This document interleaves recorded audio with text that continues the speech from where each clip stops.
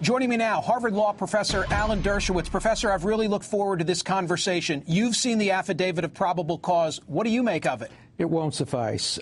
Most affidavits of probable cause are very thin. This is so thin that it won't make it past a judge on a second-degree murder charge. There's simply nothing in there that would justify second-degree murder. The elements of the crime aren't established.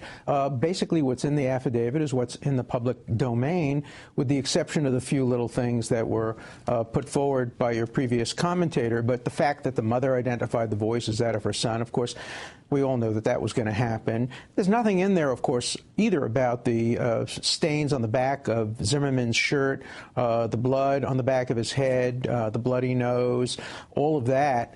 It's not only thin, it's irresponsible. I think that what you have here is an elected public official who made a campaign speech last night for re-election when she gave her presentation and overcharged, way overcharged.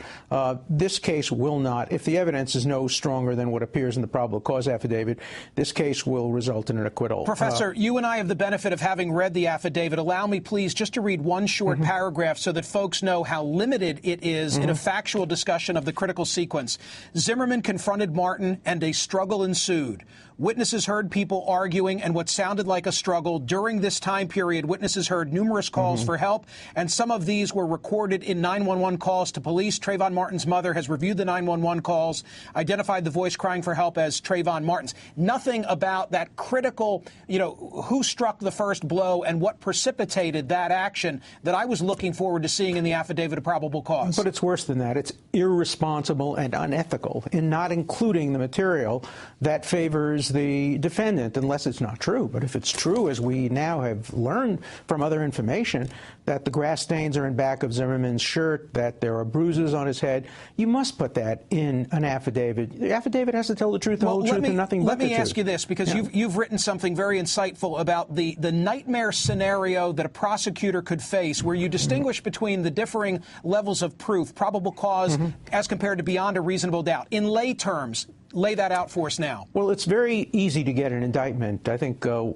chief judge in the New York Court of Appeals once said that a prosecutor could persuade a grand jury to indict a ham sandwich. It's even easier to get something like this because all the prosecutor has to do is sign her name to it. But probable cause is a very minimal standard. It just means if everything that you say turns out to be true, have the elements of the crime been satisfied. Proof beyond a reasonable doubt means that a jury has to conclude that there's no doubt that it happened, no reasonable doubt that it happened.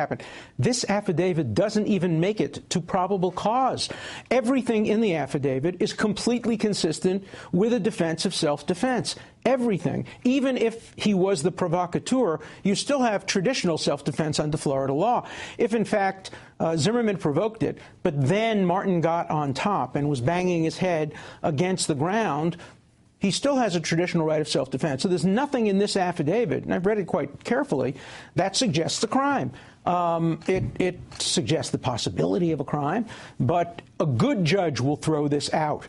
And I think probably she'd be satisfied with this. She's won her campaign. She's overcharged, second-degree murder. She's the hero. Well, Professor, will the prosecution get a mulligan on this? Will they have the opportunity to do it over and put more information into it? Sure, but the question is, do they have more information? If they had more information, why did they put it into it? And why are both sides trying to seal the record here?